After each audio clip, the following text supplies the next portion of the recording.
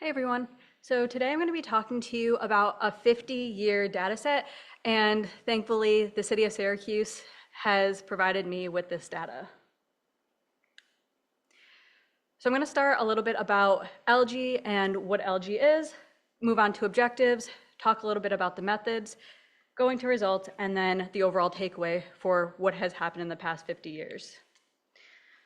So what is algae? Algae is a microscopic organism that uses sunlight. But unlike when I say animals or plants, which are both monophyletic, so for animals over here, every single animal that you can think of, whether it be a bee and a wasp or a human, falls under this one category. For every plant, it falls under that one category. When I say algae, everything else that is highlighted is considered an algae. So some are very similar to land plants because they're a part of the same tree. Some, like cyanobacteria, fall under the bacterial domain, and then everything else falls under other domains. So when I say algae, it's not just one thing. It's very, very broad. So here are a few of the most common species over the past 50 years that have been seen, where we have Seneca cystis up in the right corner. We have Cyclotella. Both of these are diatoms and made of glass. We have a green algae right here, Cosmarium. We have Dinoberan, which is my personal favorite, which is a golden algae. And then we have Seneca cystis, which is a cyanobacteria. And so even though they're all parts of the phylogenetic tree, we consider all of these algae. And so when we're measuring chlorophyll, all of these will be measured as one thing. But they are all very different. So with that little bit of background, we're going to talk about what factors have changed over the past 50 years. Then hopefully we can look at some long-term algal trends in Skaneateles Lake. And then finally, does any of this actually provide insight on what happened and why a bloom occurred in 2017 and more recently? So first of all, we're going to go back even farther in time. We're going back into the 1920s. There was a paper by Jackson and Meyer written in 1966 that looked at data from the early 20s and then 40 to 64s, where they measured at 8 locations across Skaneateles Lake, and this is all at 6 meters in depth.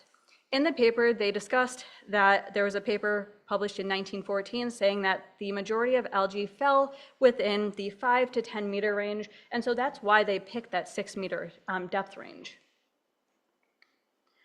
And they collected the water, looked at it underneath this Sedgwick rafter chamber, and this chamber basically has little grid marks where you can more easily count the algae cells as well as determine what genus they are.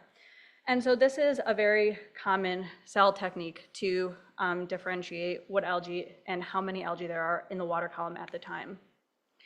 So now moving on to the city of Syracuse data set that I think it was 3 interns from the city of Syracuse took sheets that look like this that were in files and turned it digital this summer.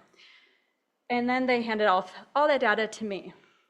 So this data is from 1973 and then 1976 to 2024. And they used the exact same methods in that time period where they had the same 8 locations at 6 meters depth. And approximately 10 times a year, somebody went out, sampled a water column at these 8 locations, but they did add one other thing on top of it. They wanted to measure temperature as well to see what was happening in the water column at the time. But there is one caveat that I want to mention. In June 1992, they ended up taking a stage micrometer and looked at it under the microscope, and they realized they were underestimating the amount of cells that they were counting because they were trying to get the cells per milliliter. And so anything before 1992, it actually was underestimating the amount of algae they were counting at that time. So just a very quick overview. Most of you had much prettier bathymetric maps than me, but here we can see that Station 1 was in very, very shallow water. Station 2 was a little bit deeper, and stations 3 through 7 were in very deep water, and then Station 8 was also, again, in much more shallow water. So for the first objective, what are factors that have changed over the past 50 years? And I'm only focusing on water temperature and invasive species today. So first of all, the water temperatures over the past 50 years, you can see that over time, the water temperature has increased. And by just looking at this data, it doesn't give us the full story. So I wanted to look at it in a couple different ways. So firstly, how many days was the water above 15 degrees Celsius? And the reason why we're looking at 15 degrees Celsius is because if the water is warmer than that, you're more likely to see a higher amount of algal growth. In the 80s and 70s and 80s, you generally had between about 100 to 150 days that were above 15 degrees Celsius.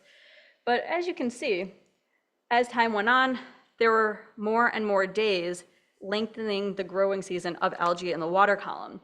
So the last few years, we have actually had more than 150, closer to 200 days where algae can grow, indicating that maybe more algae can grow in the water column.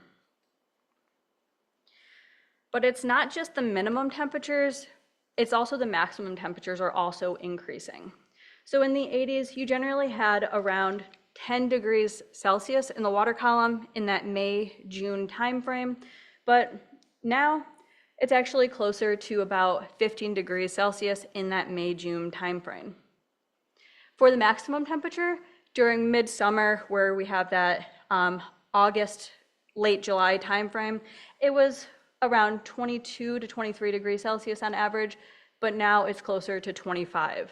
So with this, we're seeing warmer temperatures, not just in the early spring, but also in the late summer and early fall. Moving on to the timeline of invasives, if anybody has any data to help me narrow down this timeline a little bit more, please let me know. I'm only going to be focusing on zebra mussels today and quagga mussels. And based off of the data that I have been able to find, zebra mussels entered into Skinny Atlas Lake somewhere between 1991 and 1993, and quagga mussels was around I think it was 2008 to 2010 region. And I want to bring this up later on. So keep that in the back of your mind, these two time frames. But as you can see, there were a lot of other things happening that were coming into Skinny Atlas Lake as well. So based off of what we just talked about with invasives and water temperature, let's look at this long-term algal population trends. One thing that, at least in my field for a really long time, we're always like, oh, warmer temperatures will lead to more algae, specifically more cyanobacteria growth, because cyanobacteria generally like warm waters. In Skinny Atlas, this does not seem to be the case, where if we're looking at just that post-1992 data, because I wanted to avoid that caveat that I mentioned earlier, the warmer temperatures did not necessarily mean more cyanobacteria growth. It did mean more algal growth, but not cyanobacteria specifically, which was surprising to me. So now we're looking at the relative percentages of the phyla, where we have blue for cyanobacteria or blue-green algae, and gray being the diatoms. Pre-1992, the majority of the water column had a lot of diatoms, and the majority of the algae that they counted under the microscope were diatoms, with a very, very small amount of cyanobacteria. As we move on, you can see that cyanobacteria started having a much higher concentration over time. But for the first part, it was actually this one genus, Senecicystis, where almost all of that concentration of cyanobacteria that was seen in the early part of the 90s to early part of 2000s was this one genus. And another little tiny caveat, Senecicystis is really small. Most of the time it's around 3 micrometers under the microscope, so it's really hard to see and really hard to identify depending on what microscope you're using. But what also happened at these two time spots? In somewhere around 92, zebra mussels most likely moved into Skinny Atlas Lake. And could this be why we're seeing a massive increase in cyanobacteria? And then with the quagga mussels coming in around 2008-ish, we're also seeing another spike in cyanobacteria. And when we saw on the last slide, that the cyanobacteria phyla also changed as well. So let's look at this in a little bit more detail. I'm sorry, these figures are kind of small. So we're looking at Denobrian right here and Cynedra right here. Both of these are not eaten by zebra mussels or quagga mussels. So we would expect potentially these species to have a much larger concentration in the water column. But based off of these red lines right here, they're pretty flat, right? You're not really seeing much of an increase.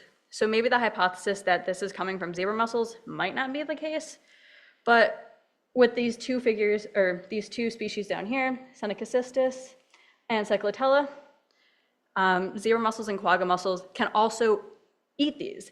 And we can see at the start of 92 to present, there actually has been a decrease in the concentration of Seneca cystis cells, and the same pattern happened for Cyclotella. But this could also just be happenstance, and we're not really sure what this means. So right now, maybe some type of those mussel invasions are causing that shift in phyla in the water column. And here are the top species that have been seen in the water column over the last 30 years. And there have been over 120 seen since the early 70s. However, some of them, like Asterianella, Cynedra, and Tabellaria, have been seen since the early 1900s. So the way you read this is the closer to green it is, the more cells there have been counted under the microscope. If it's yellow, that's a medium amount, and red means it's occasionally seen. If you just see it as white, that means those cells were not seen under the microscope during those time periods. So based on what we were just talking about, we have Cynedra up here, which has been around for a really long time in Skinny Atlas, as well as these three genera here. But the one that I mentioned right here at the bottom, Cynedra, or Seneca cystis, was not seen in the water column until the early 90s.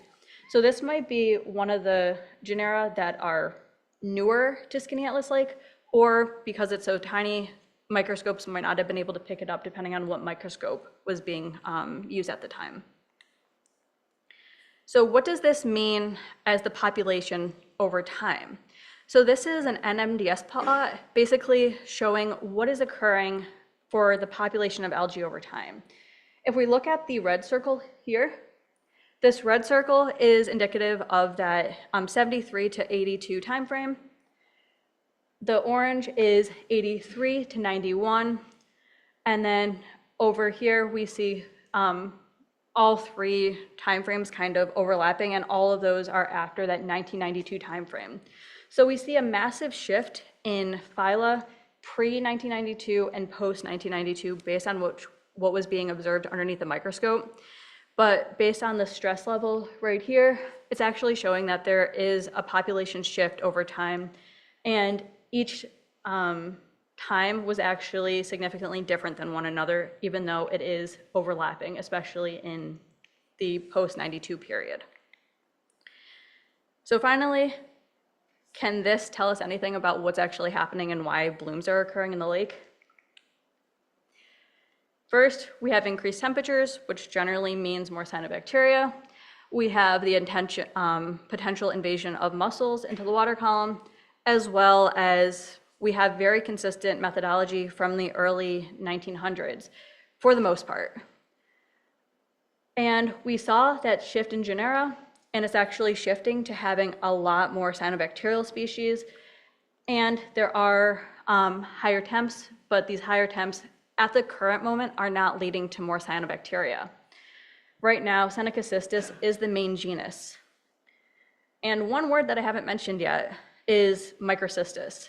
Microcystis was not really seen at this 6-meter depth range, at least in this algal population. So as of right now, this 50-year data set is not a good indication of why the blooms have been occurring in the first place. So with that, I want to thank Rich Abbott from the city of Syracuse, because he has been extremely helpful, as well as the nappies. With that, I'll take any questions if I have time.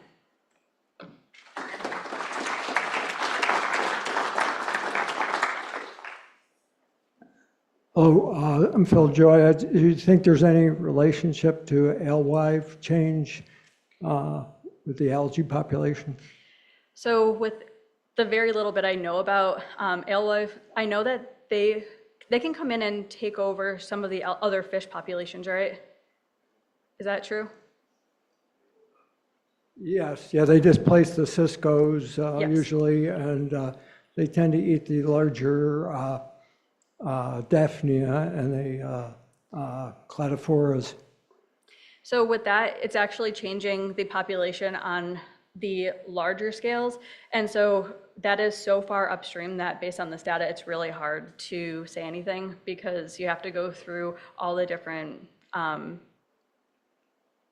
foods that the fish eat, as well as the Daphnia and the cladophora and all those fun things. So that would mean, did you look at the zooplankton any? No. There is no data on zooplankton. They were looked at, but they were never written down, so I don't have that data. Thank you.